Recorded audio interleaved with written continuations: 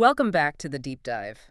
Today we are wrestling with a really fascinating philosophical challenge. It comes from Mulla Sadra, the 17th century thinker, founder of Transcendent Wisdom. Yes, and it's a dilemma that cuts right to the core for anyone on a path of seeking truth.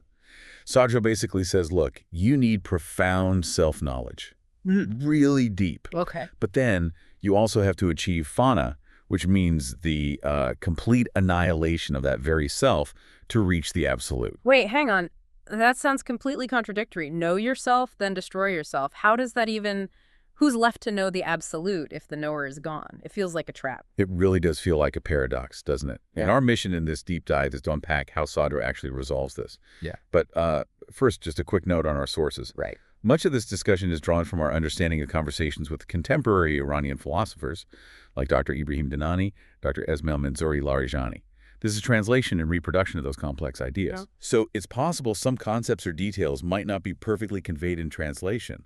We just want to acknowledge that and apologize in advance for any potential discrepancies. Understood. Thanks for that. So where do we start with Sadra to unravel this? Ontology, right. Wujud Shinasi. Exactly. That's Yeah. always the foundation. To even begin tackling this paradox, you have to grasp his distinction between existence itself and existent things. Okay, existence versus things. He uses the terms wujud and majud. Wujud is, well, it's existence with a capital E. The absolute, singular, fundamental reality. It isn't a thing, it just is. Everywhere. Always. And Majud. Those are the things, the existent things. You know, this table, that star, you, me, we're all majuded, limited, conditioned entities. Right. We exist because we participate in or depend on that primary wujud. The problem, Sadra says, is that we humans are sort of hardwired to just focus on the things, the majudat. We see the objects, not the underlying reality they're Like part that. of. Precisely. We count them, categorize them, and we make the mistake of thinking they're the ultimate reality. And that focus on things affects how we think about knowledge too, doesn't it? Like, if I want to learn about, say, the French Revolution, Right. I can stand outside it, metaphorically speaking, gather facts, read books, build a concept. That's what Sartre called al-huḍūrī, right? Acquired knowledge. Exactly. Acquired or conceptual knowledge. Yeah. And it's totally necessary for dealing with the world of marjadat of things. But here's the catch. You can't stand outside of wujud. Because it's everywhere. It's everything. Yes. If existence is absolute, all-encompassing, there's no outside viewpoint, you're already in it. So al-huḍūrī, conceptual knowledge, just won't work for knowing the absolute. So you can't. You Yeah. can't build a concept of pure existence. Nope. You can't put it in a box. Yeah. Therefore, the only way to know wujud, the absolute, is through al-huḍūrī. Presence knowledge. Or presence knowledge. It's immediate, unmediated awareness, There like you go. knowing you're in pain. You don't need a concept of pain to know it directly. Ah, the chocolate analogy. I remember that. Reading about chocolate, ingredients, history, that's al-huḍūrī. Right, it's about the chocolate. But al-huḍūrī is just tasting it, the bitterness, the sweetness right there immediately. No concepts needed. Exactly that immediate, present awareness. And that, Sadra argues, is the key. That's the bridge. How does a limited being, a majud, access this direct knowing of the absolute wujud? Okay, yeah, because most of us don't feel like we're directly aware of the absolute all the time. We feel separate, isolated. We do, because we get lost in the world of things, the majudat. But Sadra says the bridge is something uniquely human, our consciousness. Specifically, ilm-murakab, compound knowledge. Compound knowledge, like Yeah. knowing that you know. Precisely, it's self-awareness. Yeah. So simple knowledge might be knowing the sky is blue. Il-Murakab is the awareness that you are the one knowing the sky is blue. It's reflection on your own consciousness, your AGI. Ah, okay. That active self-awareness, that reflection gives you immediate present knowledge of your own existence. And that immediate presence of your own being is the direct link, the taste of the ultimate wujud. So my simple awareness, I'm aware, is like a tiny window onto that boundless reality. That's a great way to put it. And Sadra connects this individual awareness to a universal source. He calls it wujud mumbasit, expanded existence, or often Nafs al-Rahmānī, the breath of the Merciful. The breath of the Merciful. It's this single underlying truth or reality that sort of permeates everything that exists, all mumkinat. If that wasn't there, nothing could be present. No thing could exist. The breath analogy seems really helpful here. Think about speaking. Your breath, your nafs, is the essential condition, right? It comes out, interacts with your throat, tongue, lips, the vocal organs. The makari. Right. And it forms distinct sounds, letters, words. The words are like the limited things, the majudat. Okay, so the words are the specific things we perceive. And a breath, the wujud, is the formless, necessary reality that allows them to even happen. I see. So creation itself. For Sadra, it's the divine naf, the exhalation, the breath.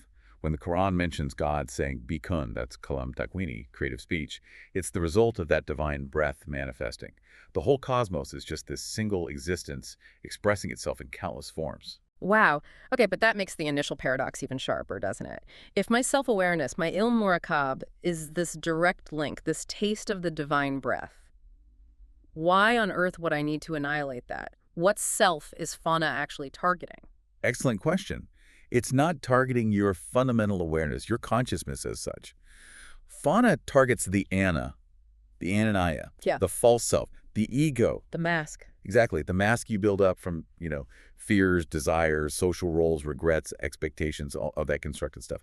Fauna isn't physical death. It's not destroying consciousness. It's an epistemological annihilation. Meaning it's the destruction of a false belief, a profound intellectual shift about what you fundamentally are. Okay, so it's about correcting a mistake and understanding. What's the core mistake? The mistake is giving asalat, which means ultimate reality or authenticity to the muqayyad. Mukoyat, that's the limit, the boundary, the condition. Yes, the limit, the condition. Sometimes called the qayyad. Think of your job title, that's a qayyad, a limitation, a role. Right, it's temporary, specific. The fundamental error is believing that qayyad, that limit your job title, your wealth, your social standing, whatever is your asalat, your ultimate authentic reality.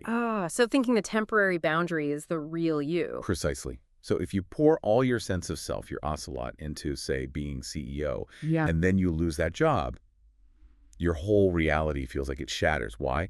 Because you granted ultimate status to a temporary condition, a qayyad. I see. So fana is the realization. It's the realization that the qayyad, the limit, is just accidental. It's borrowed aryat. Its entire reality, its very existence, depends completely on the mutlaq, the boundless, the absolute reality of wujud. Like the wave in the ocean analogy. The wave looks distinct, limited. It's a qayyad. But its existence, its form, its power, everything about it comes from the ocean, the mutlaq. Exactly. The wave is a temporary manifestation of the ocean. Fana is the intellectual clarity, the shift in perspective where you stop identifying solely with the wave and realize you are the ocean manifesting as that wave, and countless others. You see the boundary for what it is, contingent, not absolute. That completely reframes annihilation.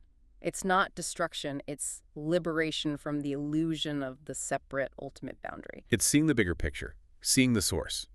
But achieving that shift, maintaining that perspective, that sounds incredibly hard.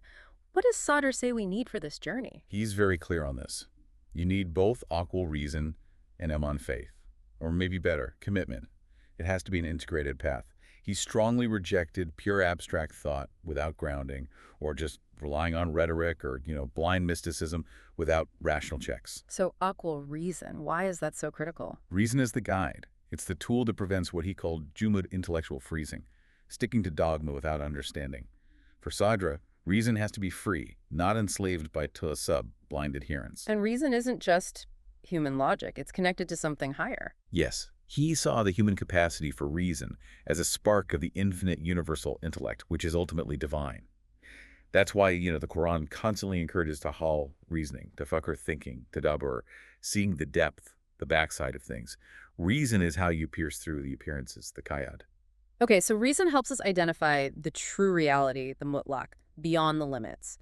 How does īmān fit in? Faith or commitment? Īmān, for Sadra and in this tradition, isn't just blind belief. It's often defined using the same root as aqwal, taqwal. It means binding, tying, committing the heart, the qalb, to a single object. Binding the heart. Yeah. But commitment is risky, right? You can bind your heart to anything. You can commit full to a qayyad, wealth, power, an ideology, a person.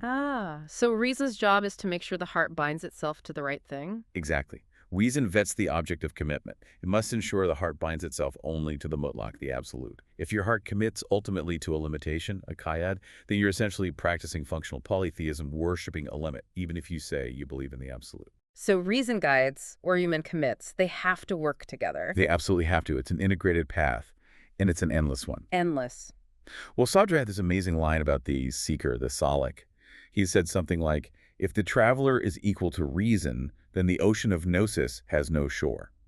Lisa Sahalin. No, sure. The journey into reality, into gnosis, is infinite because reality itself is infinite. Reason keeps you moving, preventing you from freezing or getting stuck worshiping a limit. So Mulla Sadra takes this initially terrifying idea, self-annihilation, and transforms it into really the ultimate act of intellectual honesty. It's recognizing that the limited self we usually identify with is, well, kind of an illusion, a beautiful, necessary boundary maybe, but one that rests entirely on this undeniable, boundless existence. Profound. It's not about becoming less. It's about realizing you are always infinitely more than just the limited role or mask you thought you were. And that framework, ocelot versus kayad, ultimate reality versus the limitation, that feels incredibly practical, actually. It's like a call to audit our own lives, our own priorities. It really is.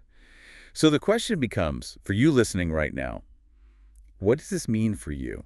Where are you placing ocelot? Where in your life right now might you be granting ultimate reality, ultimate authenticity to some kayad? Some temporary limit, some role, some mask. Instead of recognizing the boundless reality, the ocean that it's all resting upon? That is definitely a question to sit with. Thank you. That was a really clarifying deep dive into some challenging, but ultimately, I think, liberating ideas. It was a pleasure. Thank you for exploring Sadra's wisdom with us. We hope you continue the journey thinking about these ideas. Thanks for joining us on the deep dive.